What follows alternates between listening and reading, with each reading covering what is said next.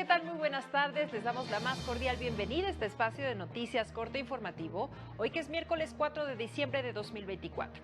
Soy Lorena Sánchez Cabrera y tendré el gusto en los próximos minutos de presentarle la información más reciente del Poder Judicial de la Federación, junto a mi compañera Eusiris Rostro en la interpretación en lengua de señas mexicana. Hola, Eusiris. Y es así como iniciamos. La Corte invalidó disposición del Código Nacional de Procedimientos Civiles que limitaba el derecho de infantes y adolescentes a solicitar cuentas. Comunidades indígenas tienen derecho a la consulta previa de obras o proyectos que puedan afectar sus derechos, determinó la segunda sala. En el último año, la Defensoría Pública Federal brindó apoyo a cerca de 3,000 personas con alguna discapacidad. La Suprema Corte publicó la sentencia del Pleno en la acción de inconstitucionalidad 154/2023, en la que invalidó disposiciones del Código Nacional de Procedimientos Civiles y Familiares por ser contrarias al interés superior de la infancia. Entre ellas, porciones del artículo 610, fracciones segunda y cuarta, que facultaban a las entidades para establecer una edad específica a partir de la cual se respetaría el derecho de niñas, niños y adolescentes para pedir y recibir cuentas por parte de la persona tutora, lo que es contrario al interés superior de la infancia, protegido por el artículo cuarto constitucional y la Convención de los Derechos de los Niños, que establecen que deben ser considerados como sujetos de derecho con autonomía progresiva y para ser integrados en los asuntos que afecten sus derechos en un plano de igualdad, por lo que la edad no puede ser el parámetro, sino el grado de madurez para comprender el asunto y sus consecuencias. También invalidó el artículo 638, fracción tercera, que establecía que la restitución de una niña, niño o adolescente a su hogar habitual podría negarse cuando hubieran transcurrido más de 3 años desde que fue presentada la solicitud, lo que violaba el interés superior del infante y su derecho a vivir en familia y mantener relaciones con sus progenitores. La primera sala determinó que para acreditar el interés legítimo de las asociaciones civiles para reclamar en juicio de amparo indirecto la inconstitucionalidad de normas generales, basta con que pruebe que dentro de su objetivo social se encuentra la promoción, protección y defensa de un derecho de naturaleza colectiva, lo cual no solo surge de pruebas documentales como el objetivo social, sino de hechos notorios, los cuales pueden ser extraídos de su página de Internet y de los litigios que ha protagonizado relacionados con la defensa de ciertos derechos.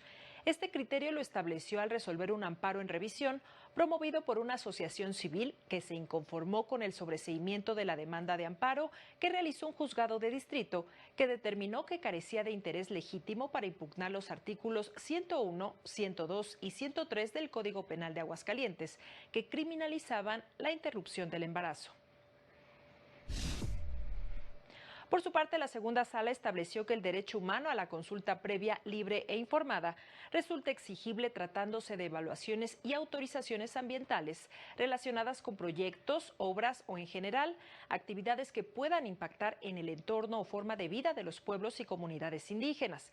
Pues de acuerdo con el convenio 169 de la OIT, y de criterios de la Corte Interamericana de Derechos Humanos, el Estado debe garantizar la participación de estas comunidades en estudios de impacto ambiental para no afectar su derecho a disponer de los recursos naturales que se encuentran en sus territorios.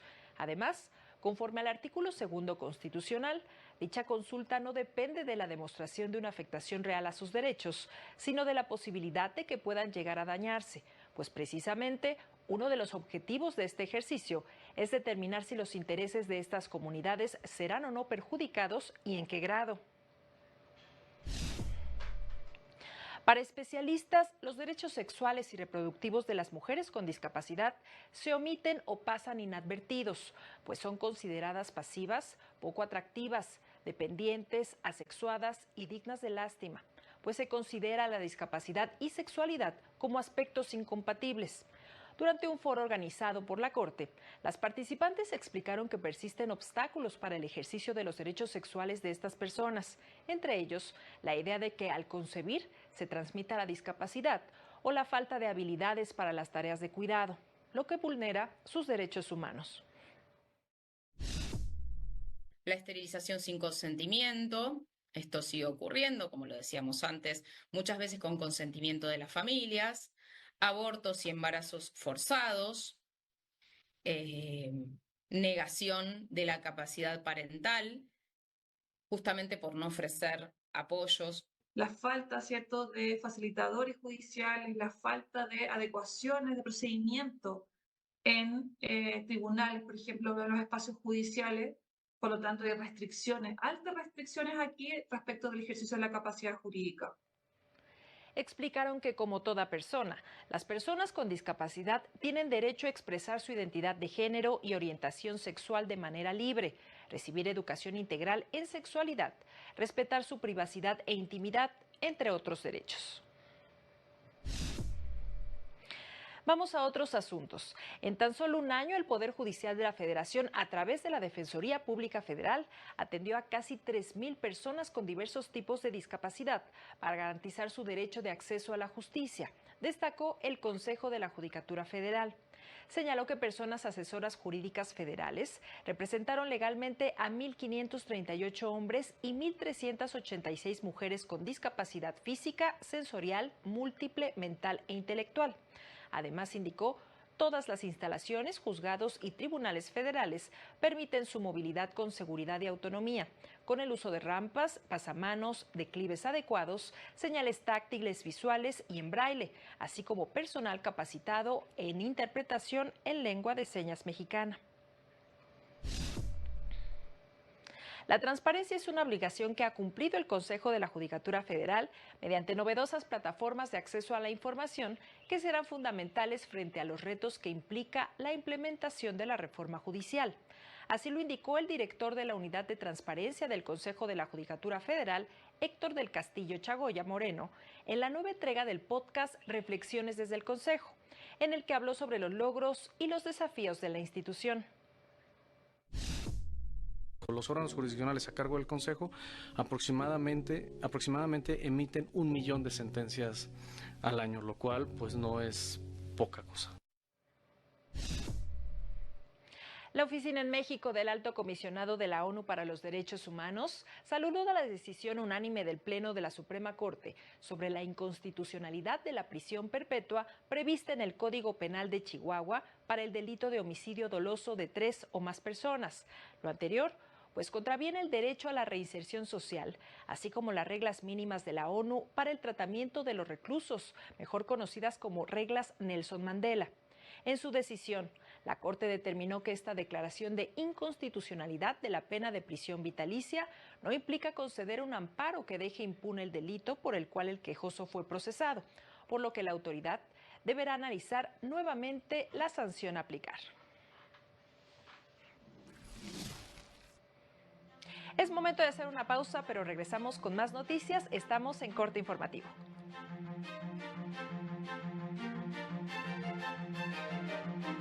Al regresar, aseguran trabajadores del Poder Judicial en Aguascalientes que ya se abatió en 80% el rezago de expedientes.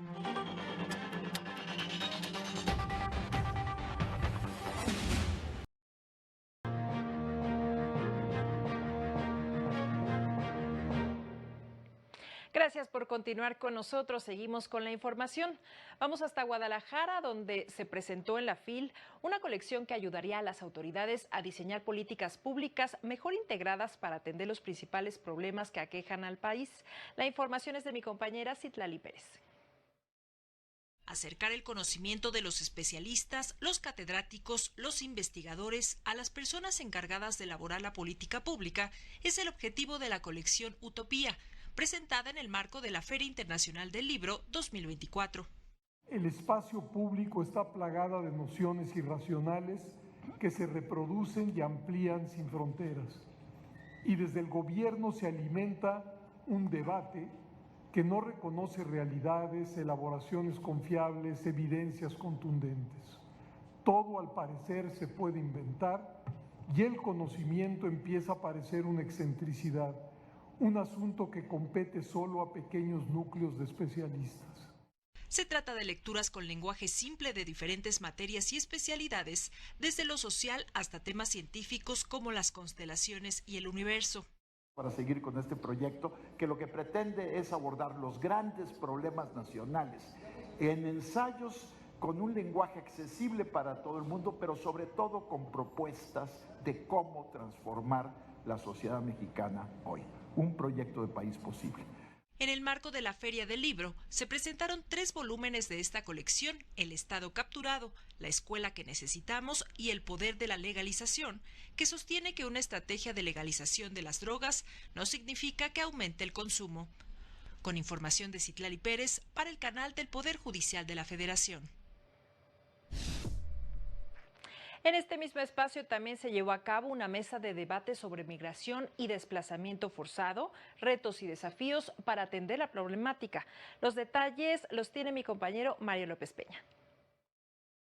Es creciente el fenómeno del desplazamiento forzado de personas en Latinoamérica, incluido México, por las consecuencias del cambio climático.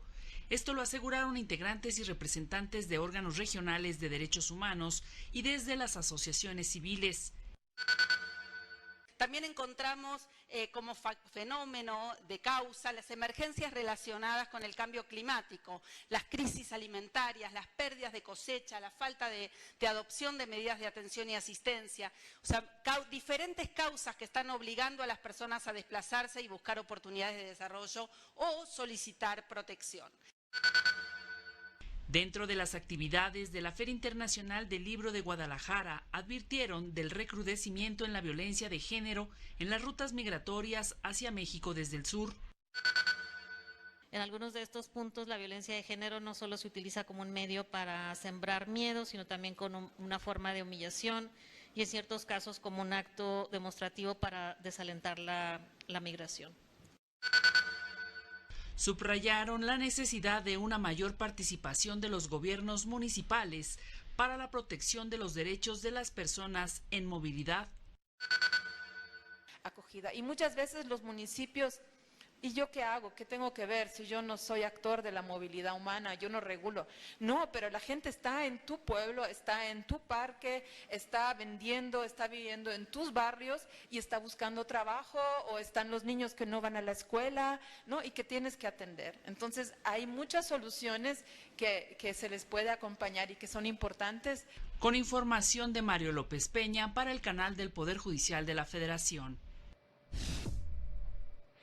En otra información, el representante de los trabajadores del Poder Judicial de la Federación en Aguascalientes, Carlos Saucedo Ramírez, aseguró que ya se ha abatido el 80% del rezago que había luego de la suspensión de labores para protestar contra la reforma judicial.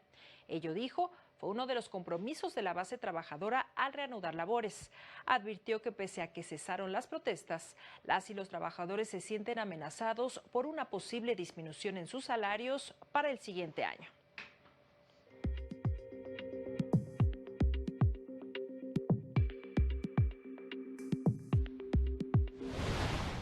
El Poder Judicial de Oaxaca participó en el segundo Encuentro Nacional de Escuelas Judiciales, en el que se buscó concretar los acuerdos de la Alianza Nacional de Escuelas Judiciales para impulsar una educación de calidad para el personal jurisdiccional.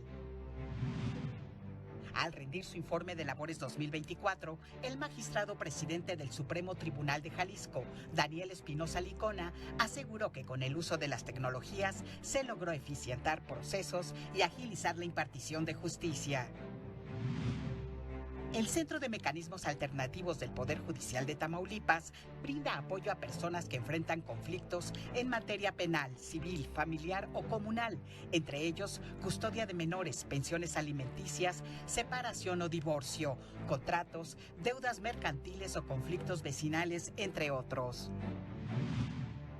La Unidad de Igualdad de Género del Poder Judicial de Tlaxcala participó en la caravana para fomentar la cultura de la denuncia a mujeres en situación de violencia. En esta ocasión, recorrió los municipios de Lázaro Cárdenas y Zacualpan.